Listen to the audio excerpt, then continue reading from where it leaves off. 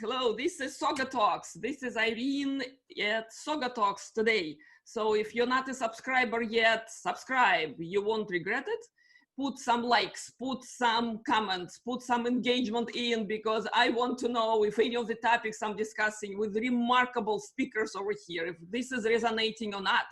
Put some positive comments, put some negative comments, but react, please let me know, because this way I know how to discover more audience members and how audiences can discover me here. So again, without further ado, so today I am speaking here with Ton Dobbe. Ton is an enormously inspiring leader. So he is, hello Ton, say hello to the audience. Hello. Hello, Nice to meet you all. Welcome to SaugaTalks. And the reason we're going to be talking to Ton today is because he is a Chief Inspirational Officer. I want to be inspired. I want the audience to be inspired. That's why I picked the best guest to inspire all of us. And Ton working with technology entrepreneurs, with companies, in finding their ways to create the moment, they will be proud of. This sounds good to me. Ton, welcome. How are you today? Really good. Thanks for this introduction. I like the energy already. The energy is here because you're working in an enormously energetic field. Okay. And what Excellent. I do want to talk about, because you have a book out and your book is called Remarkable Effect. I want to know everything about remarkable effect in tech business now, and software companies who are looking to do best what they do best by finding new angles to transform their product strategies, to transform their marketing, their sales, entire business, because of the frankly economical climate we're all in, social climate, you name it, right? Yeah. So where do you want to begin this big talk today? I kind of want to hear where you find technology sort of, right, succeeding, where are they struggling? How about this? Oh, that's an open question. That's a good one in itself. And that's actually the reason why I wrote the book, The Remarkable Effect. In the book, The Remarkable Effect, I wanted to achieve, I didn't want to go and talk about how do you run a software business. There's plenty of books around that.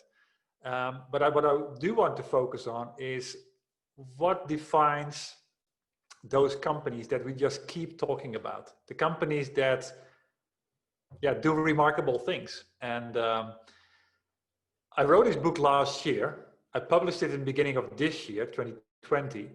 And some people have already asked me, would you write it in a different way if you had known what has come next? Because I launched it on the 2nd of the 2nd, 2020, which is a remarkable date in itself. And of course, really closely after that, COVID started. To answer the question from the people that asked me whether I would write it again, I would say absolutely no, because the book is maybe even more relevant than it was ever before. And there's a couple of reasons for that. Shall I go and kind of reveal a couple of my thoughts around that? Yes, you should. So spell it out for us. What do you mean by remarkable effect? How about that? That's good. I mean, when I started my company about 3 years ago, I've always been in the business software space. I've been in this business, in this space for over 28, 29 years now.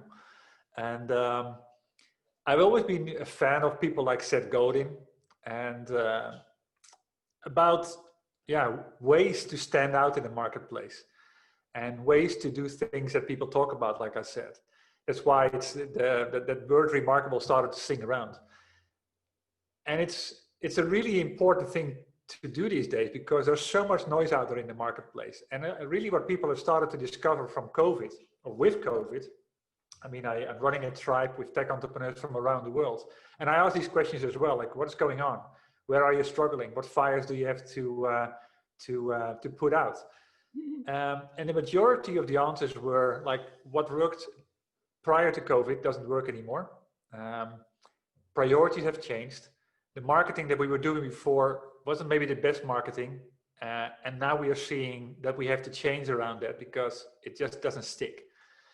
So what I hope COVID is going to do, and I give a lot of examples in my book around that, is that marketing will get its good name back.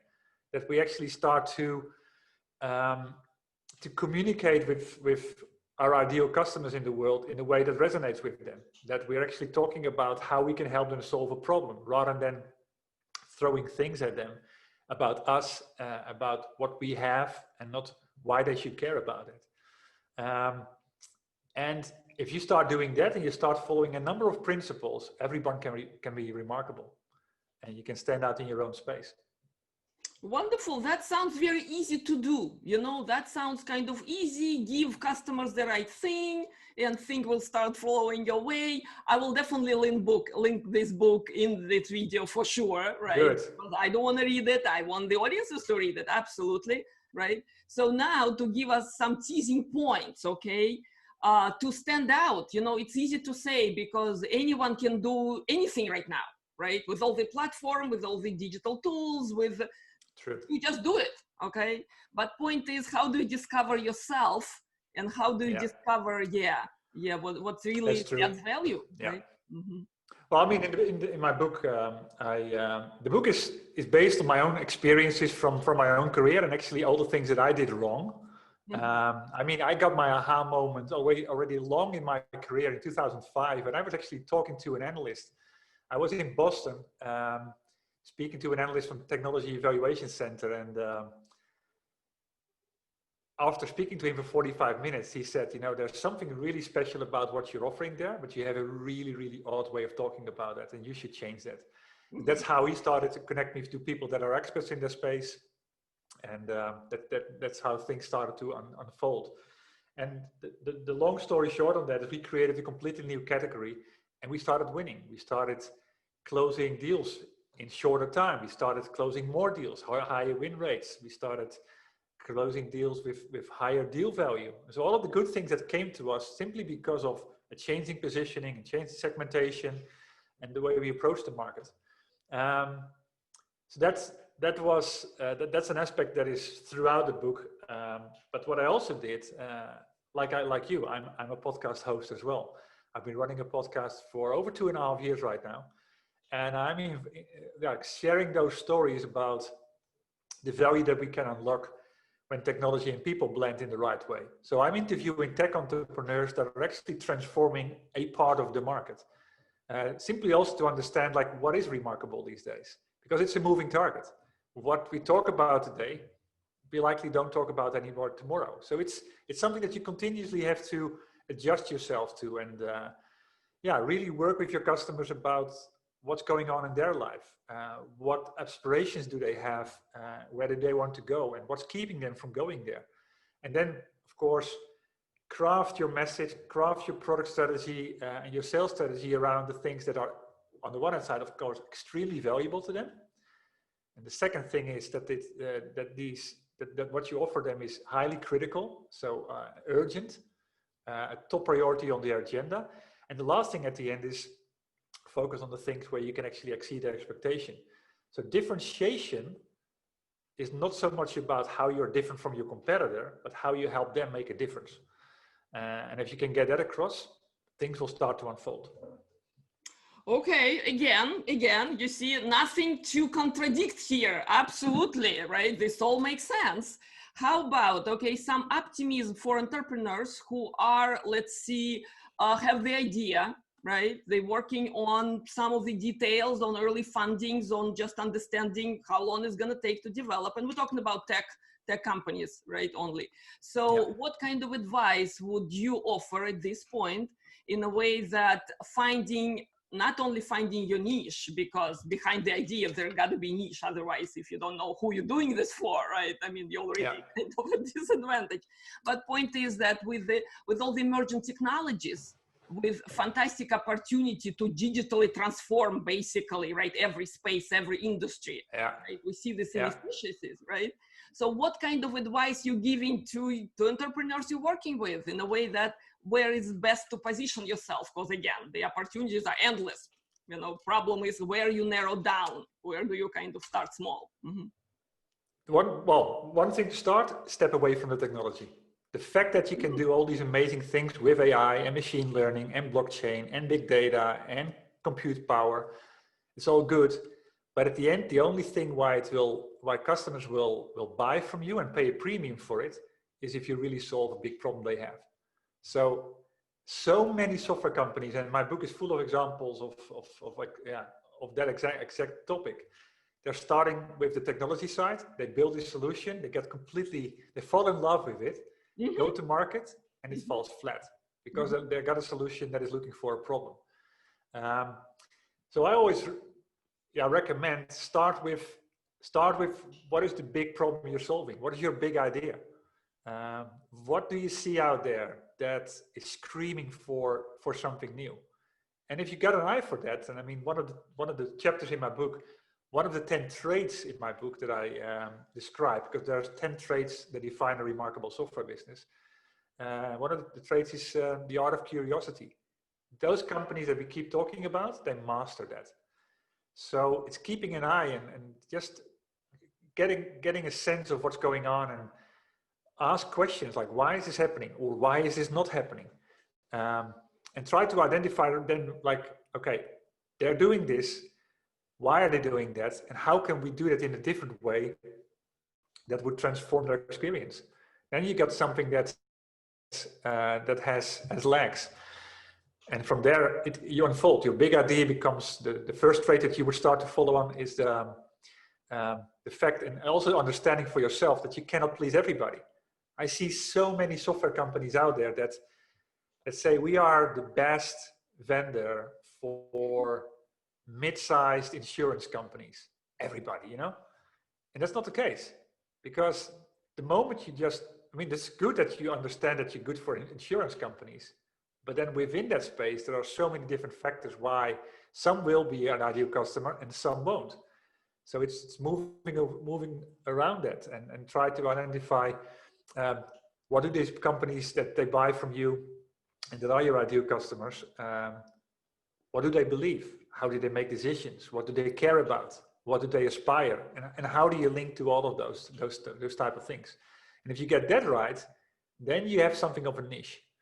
And that will be likely also big enough for you to have a fantastic year, because you're going to close more deals as a consequence of that, because you resonate more with them and you speak to their language. That again makes sense. All makes sense. But how about one particular angle of it? All right. So finding the problem, that's good, right? You have to be in a very entrepreneurial, optimistic state of mind, right? This you should be have going for you. Otherwise, you won't be doing what you're doing. Okay. But in this optimism only, okay, the more traditional method going to market with a new solution. Let's not talk about technology. Let's talk about solution solving a problem, right? The most traditional way is kind of relationship sale, okay? Let me see who I know. Let me see who would be interested in my close circle, right?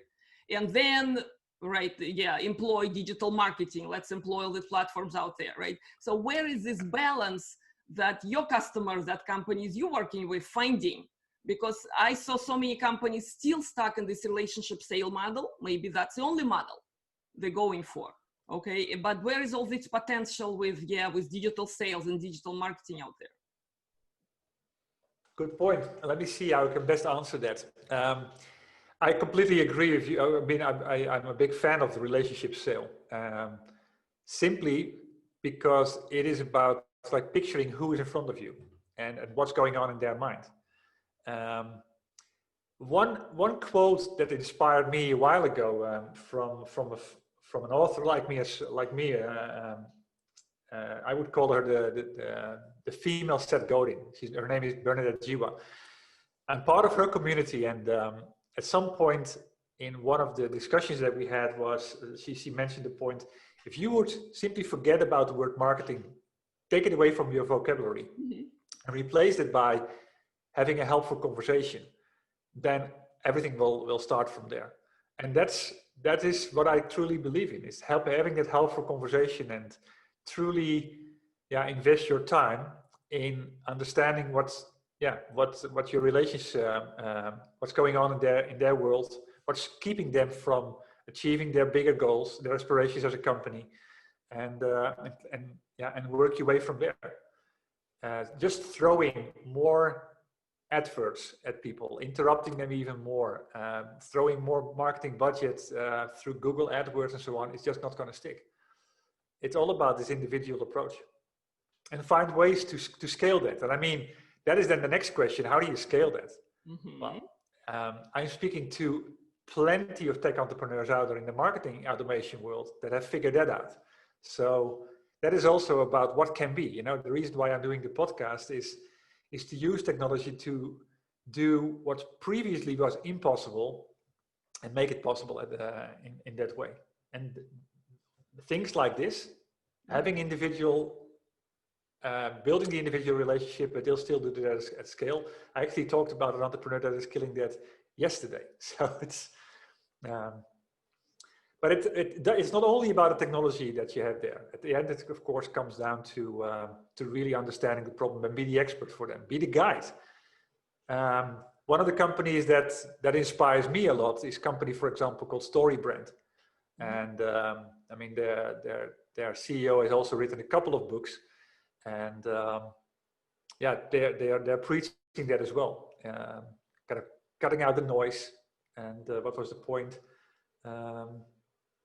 I lost my track here. Yeah. No. It's all good. It's all good, because you know, entrepreneurship is a very lonely road. Okay. So you gain clients and you gain customers, you gain colleagues, you gain people around you, right? You say hello and you say goodbye, but it's still a very lonely journey, okay? I don't want to kill anybody's optimism out there, but I'm feeling it being singlepreneur and running the channel and running the podcast, right? So all decisions are yours, right? All mistakes are yours. This is exciting. At the same time, what you're doing is fantastic, because you're forming the tribe of like-minded people where they can talk about their lonely journeys and they're not so lonely anymore. What do you think about that? Well, that's a good point. My business model as a company was always in a consultancy space. It's been 3.5 years or 3 years now. And the work that I've been doing for various business software companies around the world was always project-based. Sometimes a couple of weeks, sometimes a couple of months.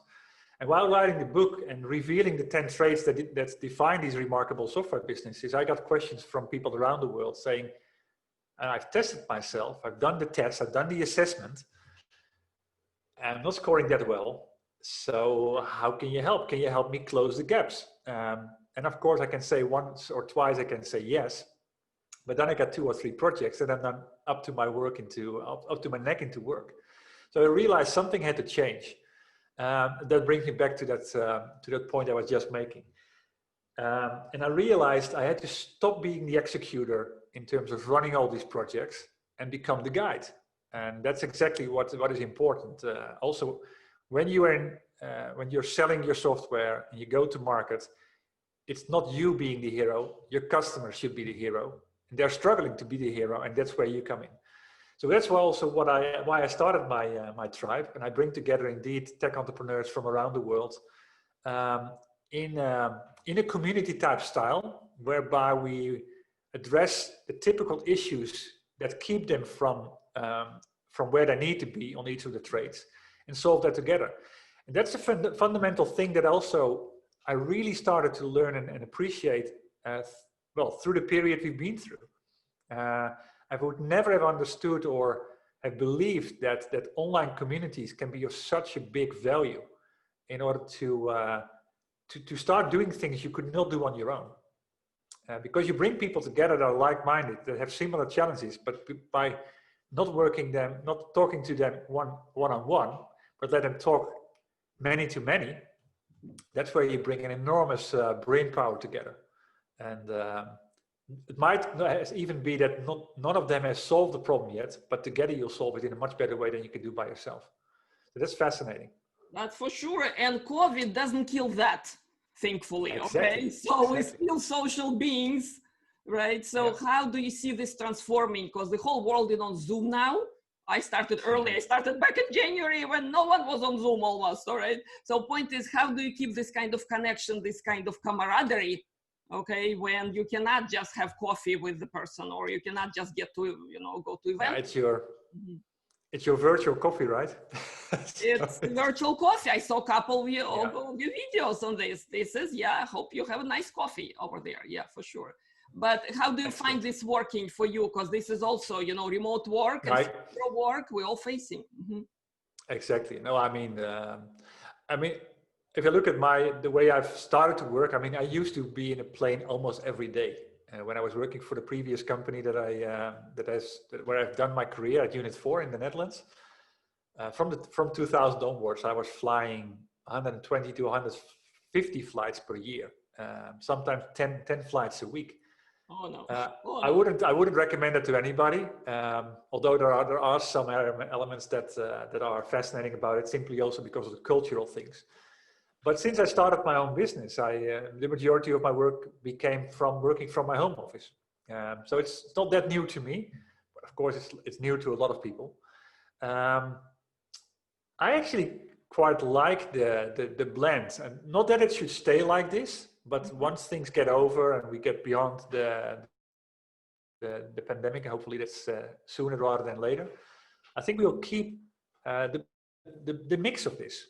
And one thing that I've come to realize that these video technologies can really do for you that cannot be replicated in a meeting situation, a face-to-face meeting conversation, is this rapid switch from being all together and then moving out to a breakout room with 2 or 3 or 4 people, kind of solve a problem together in 4 or 5 groups, come back, bring the ideas together and move on. It's super efficient. And yeah, that's definitely, I would almost recommend using that if you're in the office, even if you're in the office together, to use those type of techniques to quickly, get people to participate. Because what you see, of course, see a lot in online meetings and bringing large people together, there's 2 or 3 people talking and the rest is just listening and doing nothing. And what you want is that everybody participates. And talking about I was just talking about one of the traits in my book, curiosity effect. You want everybody in the company to participate, because a lot of ideas are also with people that are maybe the introvert, that don't speak up, but they could bring you breakthrough ideas, and that's where the technology is really there to help. With you, you know, loudest people, not the smartest ones you have around you. So I get it, absolutely. And you know what, another point, millennials, okay, these new generations of entrepreneurs and who just entering, you know, the marketplace right now, they're very social beings. They're even more social than I am, which is hard to believe, but yeah, I believe it's true. So point is, how do you make technology company running, especially if you're not Google just yet, okay? How do you attract this young talent in this remote world? Because these guys and girls, they do like their, you know, informal interactions. They grow up with it. So any advice there? Well, I mean, that is actually that almost sums it up, the book, why I call it The Remarkable Effect, because it aligns, let me kind of give the structure. The Remarkable Effect is about 10 traits that define the companies we keep talking about. And these 10 traits actually belong to sort of 3 groups. One I call the value lever, the second I call the viability lever, and the third one I call the volume lever. And if you stack them up together, that's where you get an effect that is larger than the sum of its components. Suddenly certain things start to happen to your business. The alignment is happening from marketing, from product strategy, R&D development, to marketing, to sales. Everybody is starting to speak the same language, really understanding what business you're really in. I was fascinated by a quote from someone, I'm not sure where I found it or where I heard it from, but it was not from the technology industry, but it explains this whole thing of like, what is the business you're really in? And when I was working for Unit 4, we were always saying, yeah, we are in the ERP space, enterprise resource planning space. And some companies will say we are in the CRM space or in the procurement space.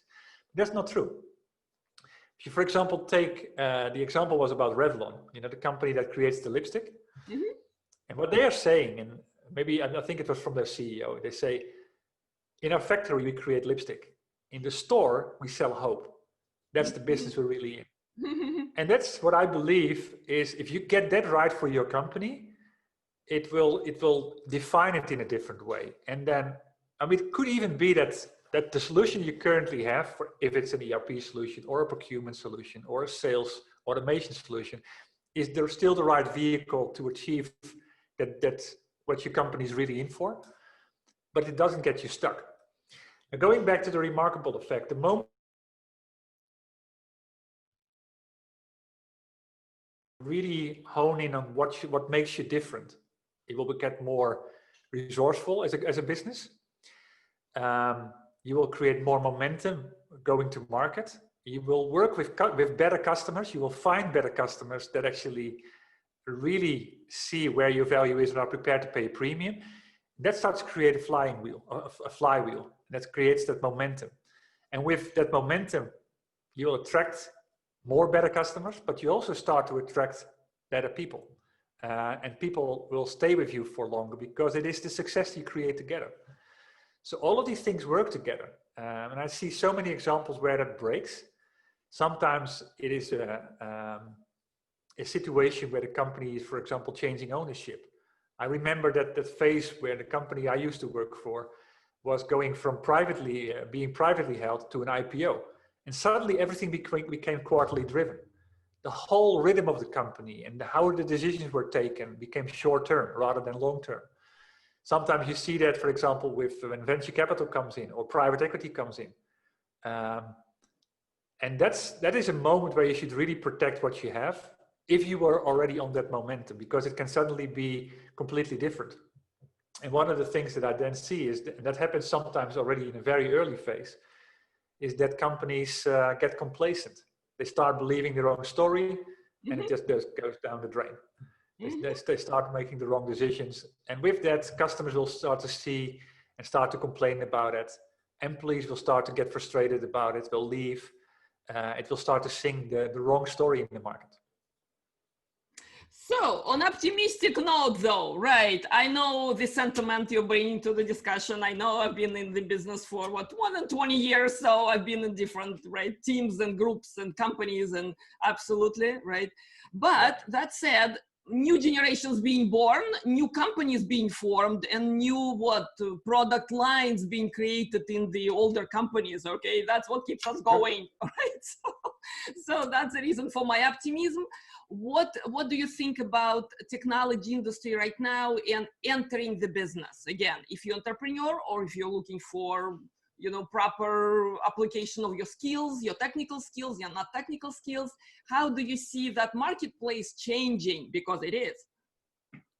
Oh yeah, I mean, I would say there's never been a better place to start. There's so many waves coming together. I'm talking about the remarkable effect. You see on the cover, you see a wave. I mean, the whole book I've been writing about in a metaphor towards big wave surfing, because I'm a big fan of big wave surfing. But it is about creating that groundswell and that wave that can bring you so much further. And the best opportunity is possibly now, because there are multiple things coming together, and when you kind of combine them, you create something that has a much bigger effect. I mean, I go back to the early 90s in the tech industry, and then we had character-based systems. And then you got Windows, and then then there was cloud, and then there was mobile. But now there's mature cloud. There's compute power that's available in abundance. Data is available in abundance. There's mature technologies around artificial intelligence and machine learning. I mean, just go on and on and on like that. And if you find that problem that is screaming to be solved, and you start to think about how you can use the technologies of today to do something in a way that's not been done before, I would say that this is the moment to start to democratize the market, to disrupt the market, whatever the word you want to use there. Things can be done far cheaper, far faster, and far more quality. And yeah, like I said, curiosity again, have an eye for that. But if you have that eye, that is fantastic. I like this optimism. I like this kind of vibe and of positivity, enthusiasm. Yeah, I hear too. Yeah. I feel it, and I understand. Yeah, where we started in the 90s in technology, and the enormous changes were happening there. I'm a victim of SQL, and database and Oracle development, because it just opened up my new world, you know, to my career in this country, new country. I'm originally from Russia. But point is that there is enormous opportunity now. So I do want to send this message out there that if you have technical background, if you don't have technical background, it should not stop you. Because like Ton, like you positioned, right? There is enormous sea of occupations out there, and you can be low-code developer, you can be no-code developer, you can be not a developer at all, and find your niche there. That is also an aspect of it. The technology is fully available today to run your business in a completely remote way. I'm actually involved in a very early startup, and my peers, potentially co-founders when we really started, are from LA, California, and I'm from Spain. And we have never met in real life, but we're making waves. And that is something that is available to everybody. I mean, just look how we communicate here. You're in the US, I'm in Spain, having a conversation. Totally. My speakers, you know, my speakers this year, you will not believe it. Okay, it's Palo Alto, Arizona, France, Ireland, Australia. Okay, I'm a happy global contributor here for sure. So that's true. Yeah. Yeah. Definitely. Yeah. So Ton, best of luck with your new ventures, because they keep coming. You don't slow down, right? You're coming. No, absolutely. Yeah. Good. So best of luck with your book. So I'll definitely do my best to share this wisdom, which again sounds very applicable and very practical and pragmatic even, right? Absolutely. So thank you so very much. And I am a subscriber to your channel. I'm going to be following what's next in your chapter, and you're always welcome to come back and share if any other wisdom. And yeah, let's do that. Yeah.